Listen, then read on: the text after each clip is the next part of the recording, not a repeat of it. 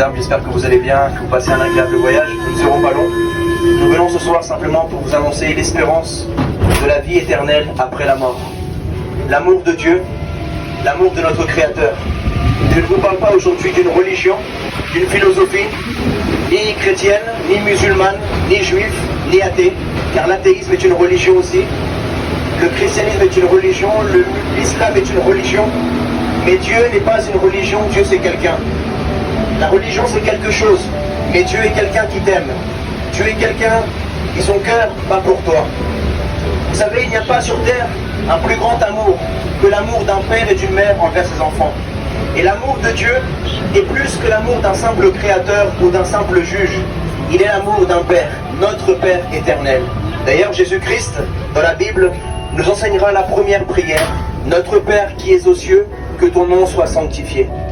Moi qui vous parle, messieurs, dames, avec grand respect, j'étais athée. J'aimerais vous dire ce que Dieu a fait dans ma vie. Je suis né à Paris, j'ai grandi à Paris toute ma vie. Je ne croyais pas en Dieu. J'ai été athée de ma naissance jusqu'à mes 19 ans.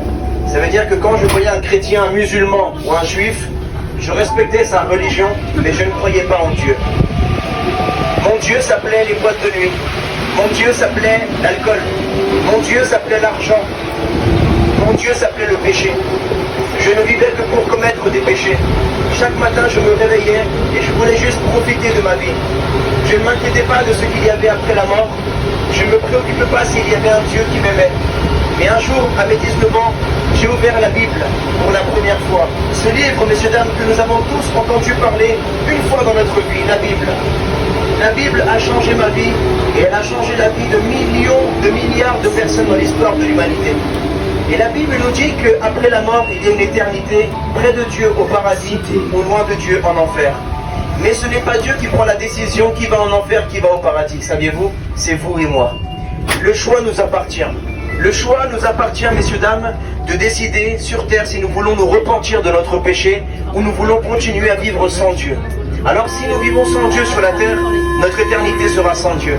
Mais si sur terre tu marches avec Dieu, alors après ta mort, ton âme sera éternellement avec Dieu. Et je peux terminer avec cela. Lorsqu'il y a un délinquant qui commet une infraction contre la loi ou un crime, en vérité ce n'est pas le juge ni la justice française qui le condamne en prison, c'est le délinquant lui-même qui se condamne à cause de son crime. Et peut-être qu'à l'heure où je vous parle, certains d'entre vous, messieurs, dames, vous dites, mais moi je n'ai tué personne, je n'ai pas besoin de Dieu, je ne fais de mal à personne. Mais le péché, ce n'est pas simplement un acte, nous sommes nés pécheurs. C'est comme ceux qui essaient d'apprivoiser des lions. Un lion a un instinct animal. Le jour où le dompteur cessera de donner de la viande au lion, le lion va de manger, parce qu'il a un instinct animal. Et nous, l'être humain, nous avons aussi un instinct. Combien d'hommes qui sont dans ce train ont essayé d'être fidèles et n'ont pas jamais réussi à être fidèles? Combien de femmes ont essayé aussi peut-être de ne pas commettre certains péchés et n'ont pas réussi? Parce que nous avons une nature pécheresse qui nous tend toujours vers la colère, vers le mensonge, vers la violence, vers la rancune. Mais Dieu veut nous enseigner à pardonner et à nous aimer les uns les autres. Alors s'il y a quelqu'un dans ce train, messieurs, dames, qui est fatigué de vivre dans la tristesse, dans la dépression, dans la solitude, dans les envies suicidaires, dans les addictions, et vous aimeriez que votre vie change, messieurs, dames. Le train aura pour terminus Odéon, donc à la prochaine station, ce sera le terminus du train, je ne pourrai pas aller plus loin. Alléluia. Voyez-vous, nous venons de voir, par exemple, à n'importe quel moment on peut vous dire la prochaine station c'est fini. Ça veut dire, aujourd'hui un médecin peut vous dire, madame, monsieur, il vous reste plus que 6 mois à vivre, vous allez faire quoi? Là le chauffeur il vient de changer vos plans à tous. Parce que certains ils voulaient aller jusqu'à Bagneux, maintenant ils vont devoir attendre, et la vie c'est comme ça. Aujourd'hui Dieu veut que tu t'arrêtes pour prendre la plus importante décision de ta vie. Que tu puisses parler à Dieu et lui dire, Seigneur, je t'ouvre mon cœur. Je reçois ton amour merveilleux.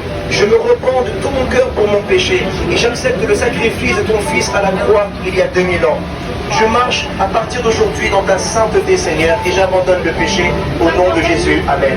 Messieurs, dames, que Dieu vous bénisse. Je vous souhaite à tous le meilleur. Que vous soyez athées ou croyants, je vous souhaite le meilleur. Je vous souhaite d'expérimenter l'amour de Jésus-Christ et que vous soyez tous sauvés et que vous alliez au paradis à travers Jésus-Christ. Amen. Que Dieu vous garde, messieurs, dames. Soyez bénis.